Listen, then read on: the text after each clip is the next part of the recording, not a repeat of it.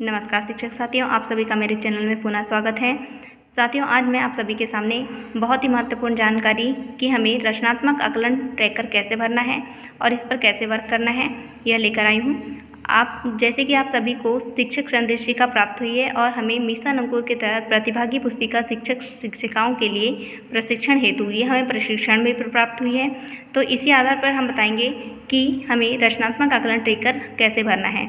तो ये रचनात्मक आकलन ट्रैकर कक्षा 1 से कक्षा 2 जिस कक्षा में हम अध्ययन करा रहे हैं उस कक्षा के आधार पर भरनी है हमें।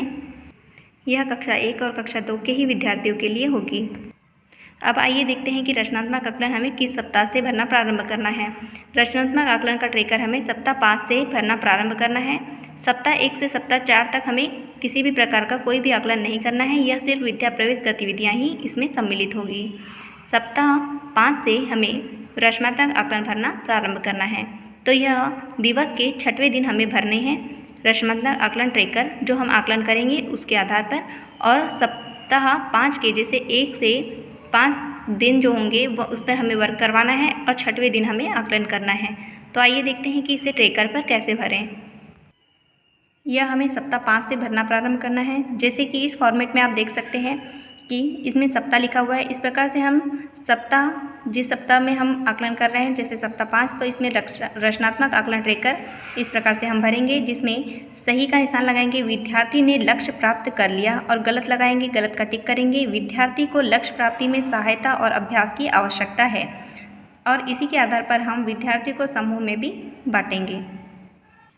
तो आइए देखते हैं कि इस रचनात्मक आकलन ट्रैकर के आधार पर हम बच्चों के समूह का विभाजन कैसे करेंगे।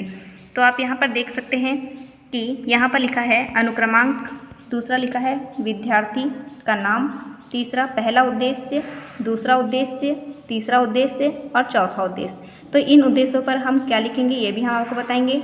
सबसे पहले तो अनुक्रमांक में हम अनुक्रमांक डाल देंगे, विद्यार्थियों का नाम तो हम विद्यार्थियों के नाम डालेंगे। जैसे कि यह आकलन कक्षा 1 और कक्षा 2 के विद्यार्थियों के लिए हम कर रहे हैं, तो कक्षा 1 और कक्षा 2 के विद्यार्थियों का हम अलग अलग फॉर्मेट नहीं बनाएंगे, हम एक ही फॉर्मेट में कक्षा 1 और कक्षा 2 के विद्यार्थियों को लिख देंगे। यहाँ पे दोनों कक्षाओं का आकलन का संधारण हम एक ही रजिस्टर में करेंगे।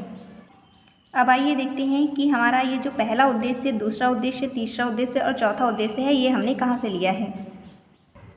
तो ये जो उद्देश्य हम निर्धारण करेंगे ये हम रोड मैप जो हमारा दिया हुआ है शिक्षक संदेशिका में उसके आधार पर करेंगे। तो यहाँ आप देख सकते हैं कि कक्षा 1 और 2 दोनों के लिए यहाँ पर दिया हुआ है। जैसे आप देख सकते हैं इस रोड मैप में LB1 मतलब ये सप्ताह 5 यहाँ पर लिखा हुआ है, संख्याएँ 1 से 5। तो इसका हम निर्धारण कैसे करेंगे। तो पहला उद्देश्य में हमारा रहेगा संख्या पहचान, दूसरा रहेगा संख्या बोध, तीसरा संख्या लेखन और संख्या मान। तो इस प्रकार से ये हमारे उद्देश्य हम निर्धारित करेंगे जो हमारे दिए हुए भी हैं रोड मैप में एक उदाहरण स्वरूप। और इसका आकलन ट्रैकर हम एक रजिस्टर में रूल कर बना के अपने स्कूल में संधारित करके रखेंगे और इसी के आधार पर समूह विभाजन करेंगे बच्चों का। तो आइए देखते हैं कि ये कैसे करेंगे।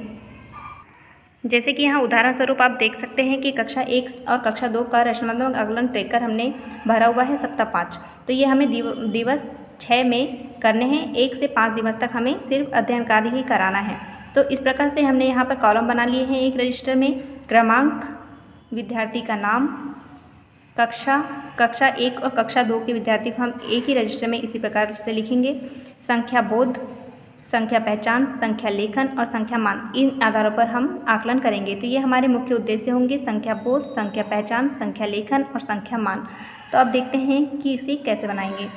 जैसे कि इस विद्यार्थी का यहाँ पर संख्या बोध में हमने टिक लगाया हुआ है, राइट टिक, संख्या पहचान भी राइट टिक है, संख्या लेखन और संख्या मान ये पूरे राइट टिक हैं। यहाँ पर आप देख सकते हैं कि जो दूसरे नंबर का विद्यार्थी है उसमें हमने संख्या बोध पर राइट टिक किया हुआ है, इसमें रॉन्ग किया हुआ है, कट लगाया है, इसमें भी राइट टिक है और इसमें भी राइट टिक है संख्या मान और संख्या लेखन में, जैसे कि आप देख सकते हैं। और जिज्ञासु जैसे इस विद्यार्थी का आप देख सकते हैं संख्या बोध में राइट टिक लगा हुआ है, संख्या पहचान में कट है, संख्या लेखन में भी कट है और संख्या मान में भी कट है।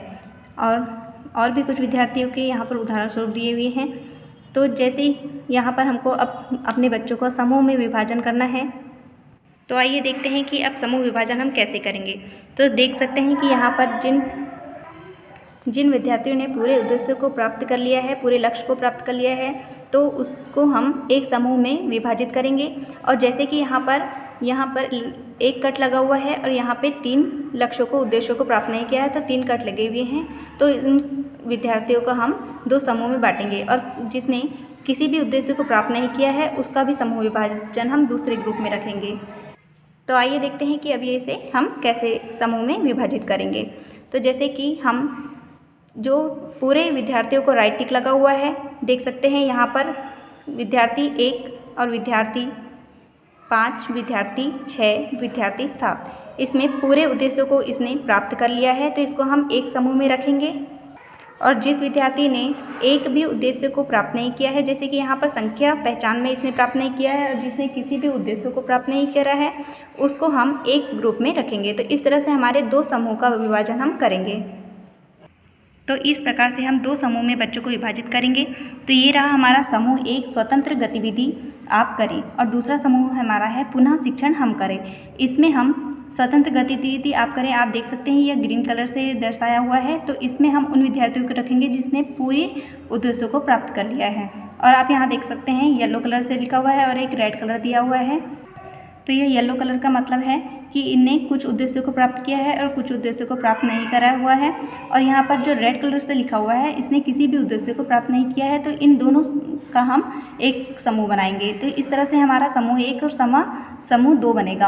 और हम समूह 1 पर स्वतंत्र गतिविधि करवाएंगे, बच्चों से खुद ही करेंगे जो भी वर्क रहेगा। और जो पुनः शिक्षण हम करेंगे, इन विद्यार्थियों का जो समूह हमने 2 बनाया हुआ है, जिसमें कुछ विद्यार्थियों ने उद्देश्य प्राप्त कर लिया है, कुछ उद्देश्य प्राप्त कर लिया है, और जिसने किसी भी उद्देश्य को प्राप्त नहीं करा है उसको हम दूसरे उद्देश्य में पुनः शिक्षण हम इनका करेंगे। तो इस प्रकार से हम रचनात्मक आकलन ट्रैकर अपना निर्धारित करेंगे।